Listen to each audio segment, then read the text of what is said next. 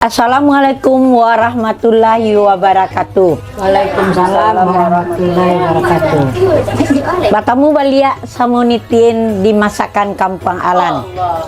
Nang kini nisin sedang ada kedatangan tamu istimewa yaitu adik dari Duri itu kakak cek. Kok kami bertiga ya. Jadi kami mengingat masa lalu ya. Dima ada rangai kami dulu yang hobinya yaitu sambal spesial yang cu. Nih nak beli nangi dok. Nggak ada beli nangi dok kalau tak kena rangai.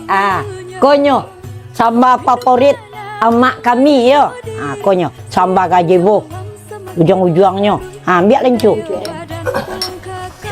Kue banasero gazebo Dicoba dulu. Ikonyo. Jadi yang sambal ujung-ujung iko memang sambal favorit emak kami. Mangkonyo dibuat lako biar takkan abanalo semujo abana sambal favorit amak nitin tu yo. Buat coba dulu di sana. Nanti coba. Abana apa? Dulu nak dulu di sana coba di masakan kepalan. Deh, habis dulu.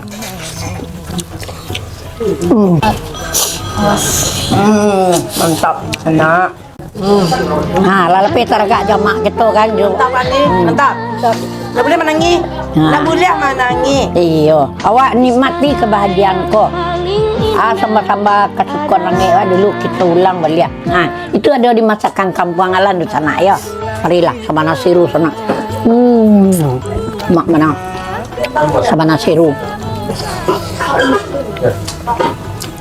Marilah, jangan ragu untuk orang yang bagi gibel, bagi gigi palsu.